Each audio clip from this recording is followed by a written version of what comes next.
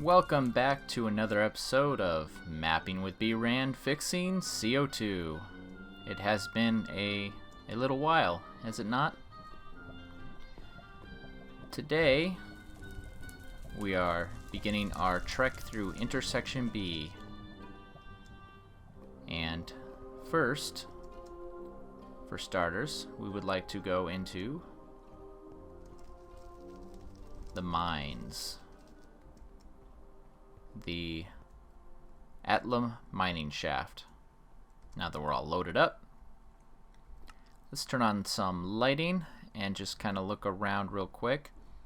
So this area has this big thing, not sure what you'd call it, and within is a bunch of horrible little creatures. These guys, cute little cave spiders. And I have it kind of shaped in such a way that once they sense you, if they try to climb up the wall, there's a good chance that they're going to get a little corner to kind of scurry along to help them get out, which is really horrible, I know, but I like the idea of these spiders popping out of all these tiny little holes everywhere. And their distance, their spawn distance is short. Spawn range 2. So, for the most part, they should only spawn within this area, within this structure. And then along the sides, we have these wind force skeletons, and they are horrible, horrible creatures with their nasty, overpowered punch bows, let me tell you. And the emergency lighting system, which is simply lava. And it takes a little bit, but it will flow down, down, down, down, down, down, in through here, out through here, and down. Not much in this area has changed. Let's turn that on just so we can actually see. I've gone through and updated the spawners in this area simply so they will, sorry, wrong button there, display their name. Spawn data, custom name, Hyper Creeper. I've modified the drop chances to be in line with the current values I use, and this is where you go for your iron. Now, lava will typically only flow 1, 2, 3, and then stop. The thing is, if it goes over a ledge and drops down, then it kind of counts over 1, 2, 3. And that's what this takes advantage of. But it's strange because at times it can not do the little update that it does and start to not flow. Here it comes. Bloop. 1, 2, 3. Is it gonna go? Go. How embarrassing. I may have to fix this. Oh man, that'd be such a pain to fix, but I may have to fix this. Because it used to work. But I imagine it was taking advantage of a glitch. It must have been. Because it didn't always work exactly right. Yeah. Well, I'll look at that more later on. Nothing of excitement down here. Oh, but I did make a change. And that's what I really want you to see. So you're coming in. And lighting is important. You got this lighting here to show you, hey, there's a chest. Spawn cave spider. No thanks. And presumably, by now, the player has a bow. So you're frantically... Let's give you some blocks. And you have some other gear, of course. But you're frantically like, I don't know what these are. And you'll hear the spiders. Whatever noise they make. I turned on peaceful. No, did I? Not peaceful. Easy. Setting check. Oh, I did. I turned on peaceful. Derp. I'm at easy. There we go. That's the noise you hear. And that's a freaky noise. Oh gosh. So that can happen. You're running in. And if you've seen this part of the map before, it's like, that's not different. No, I know. But it's important to note that this is going on while these guys are also spawning. And right now, if they hit you, oh, it hurts so bad. It hurts so bad. And I wanted to nerf them, but at the same time, I love my windstorm skeletons. So I added some buttons. And this will dump lava onto them. So, killing them, and also defeating, preventing the spawner from spawning. It kind of makes it a temporarily safe though, because eventually the arrow will despawn. And will it matter? I'm not sure if the arrow despawning will cause it to suck back up. No, it doesn't. You'd have to hit it again. So that will disable it. So that's kind of cool. So if you play it cautious, oh geez, then they're nothing. Like, oh, I'm going to shoot it from over here before it's even a threat.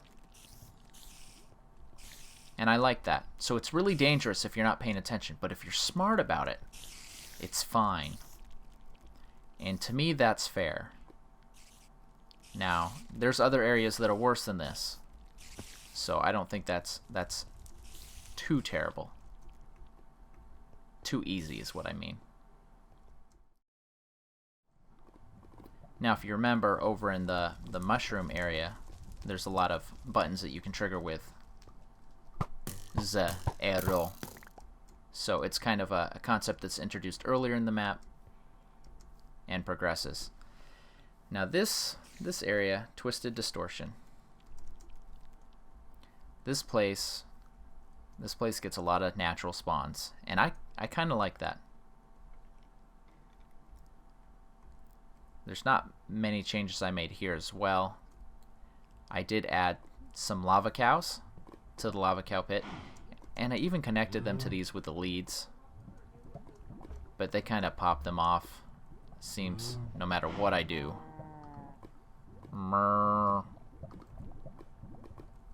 You get them on there, but eventually it pops off, and I imagine it probably just falls into the lava.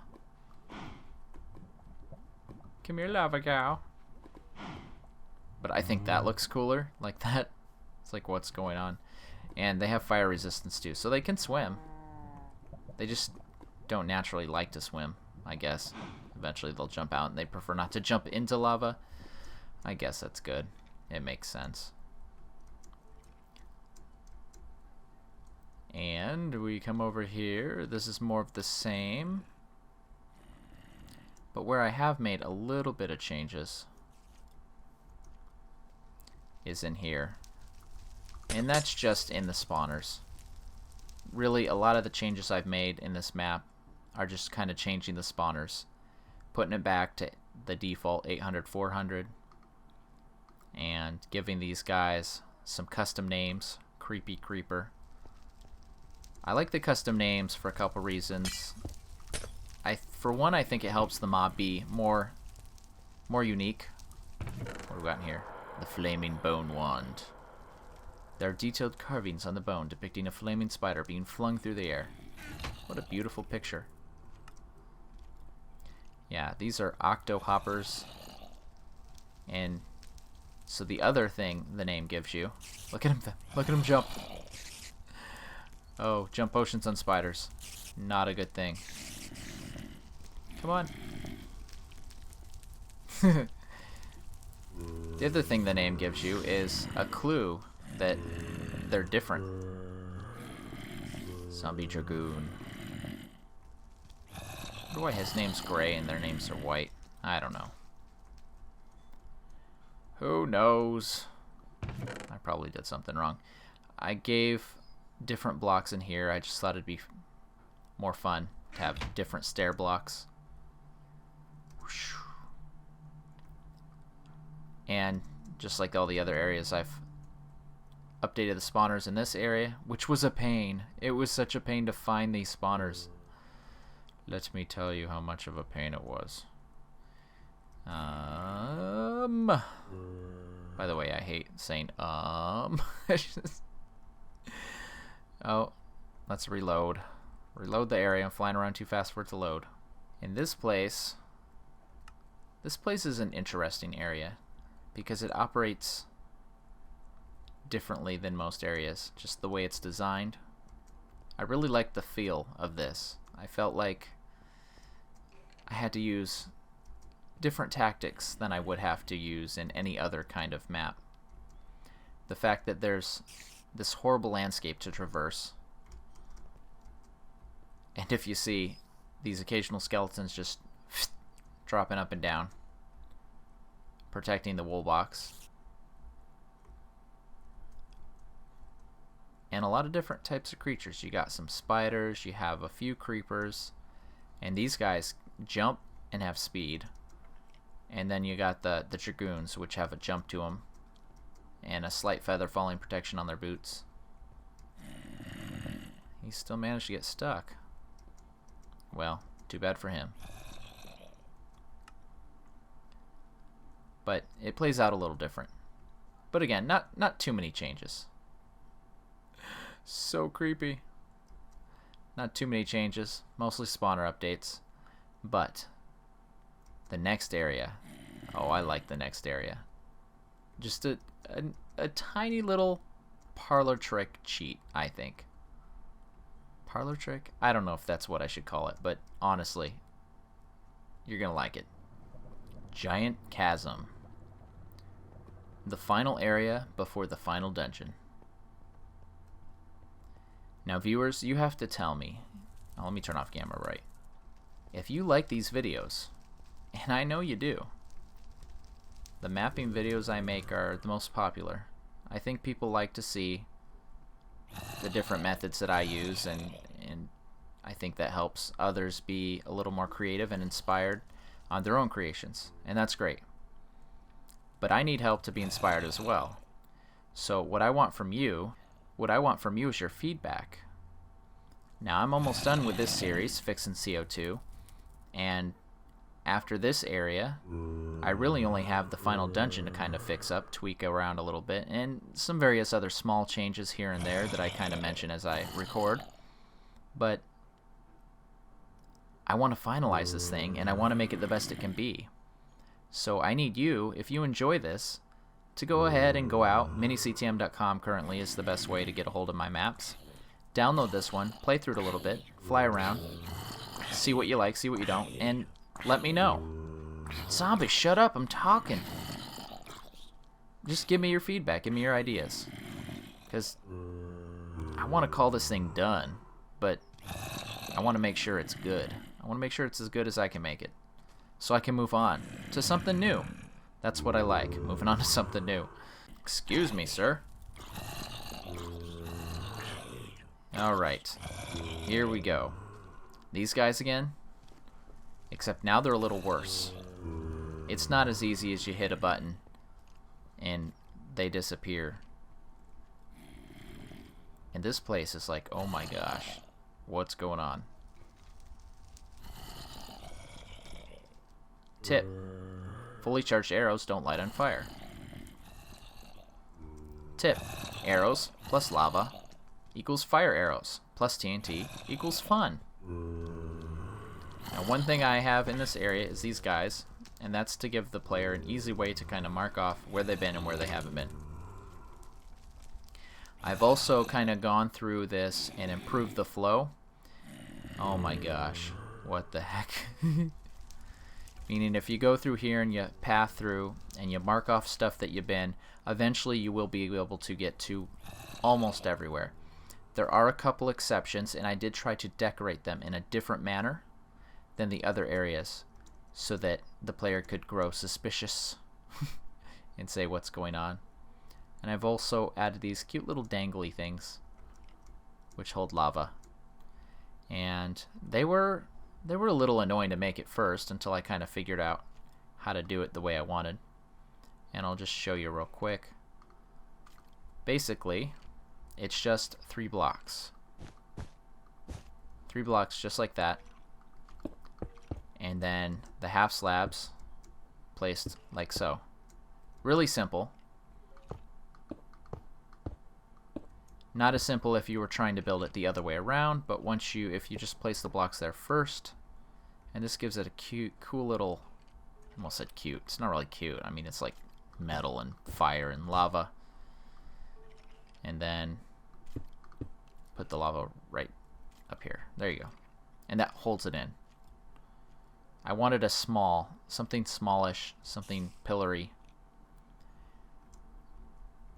And this was an interesting little, and I think this is one of the locations that you cannot get to normally.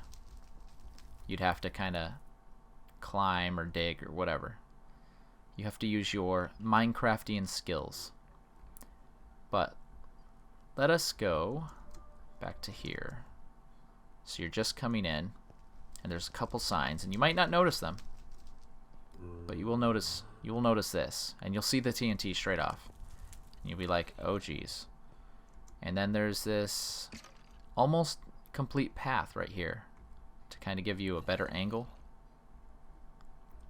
But the thing I noticed, if you shoot through full power, most of the time your arrows are not going to light on fire.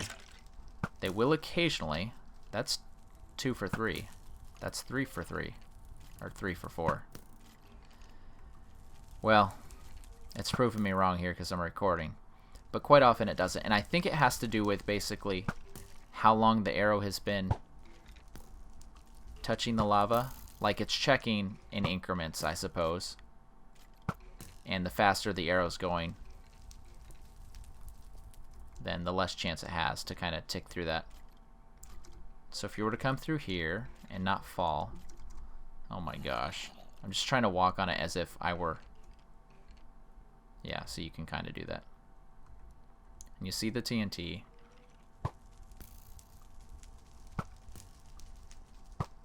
You go a little light. Man, I cannot get it. But it's another one of those things, it's almost like a mini game. Oh my gosh. So you kill the spawner and you make the area safe.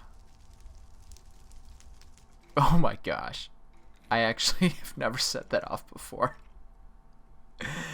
Oh, that's fun. And also in many areas I would have one of these windstorm skeleton spawners here and here. And so what I've also done is I've removed the ones that would be right underneath, just coming out of nowhere, because that's kind of unfair, if we're honest, if we're truthful. And so it's a little mini game with devastating results. Oh, that is just awesome. That's wonderful. And the great thing is, if you took the time to get a flame bow, you don't even need to do this silly little trick, right? You're already equipped for it. So, for kicks and giggles, let's get ourselves a flame bow, and let's set off the rest of these. Before we start setting all these off, I just want to add one last thing, and that's the other thing I am thinking of adding is some, now that we can, knockback resistant boots. And I would probably put it in the second dungeon. Something I really enjoy doing when making my maps is, you don't have to go to the dungeons in any specific order, but the items in the dungeon help you a little bit with that dungeon, but also specifically give you some sort of items that would be of greater benefit to you in the next area. So by going through them in order and collecting the items and keeping them safe, you're kind of rewarded. Now let's just blow some things up.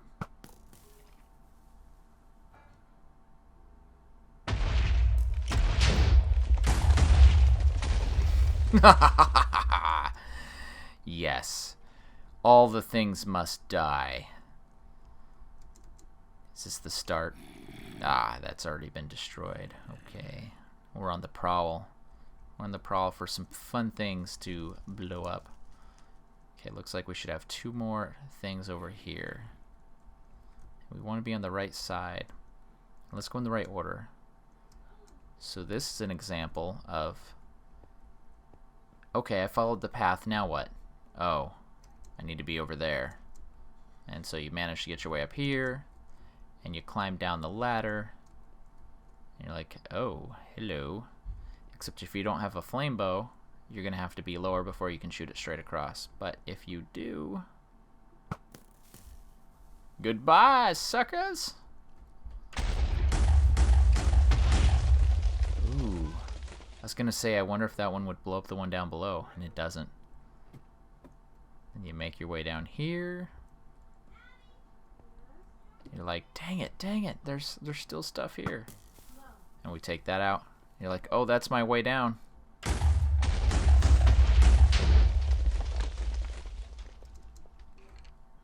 And you come over here, and you can still kind of get down. Not as easily. Come through here. Another ladder. You can kind of see that's where you're going. You look around though, you see this. Light will guide your path. Most of the time. And tonk. You're stuck in here. Oh, I better make sure to remove that anvil. Oh, I was testing something. I was testing something here. And you come this way, and it's Dungeon 3. City and Chambers. Where'd he come from? TNT. Love it! Now, as I requested before, please send me your feedback. Please check this map out. Please give it a once-over. Suggestions, improvements, anything. I want to hear it, and you could have fun doing it. And the thing, I mentioned something earlier. I do this a lot. I'll have half a thought, and then I'll, like, never bring it up again. I just learned that you can name chests. I had no idea. No clue at all. And it's amazing, but I do not want to go through all of my maps and rename every single chest. But I am certain that I will do it as a regular thing on any future maps. Because, I mean, why not? Why would you not do that?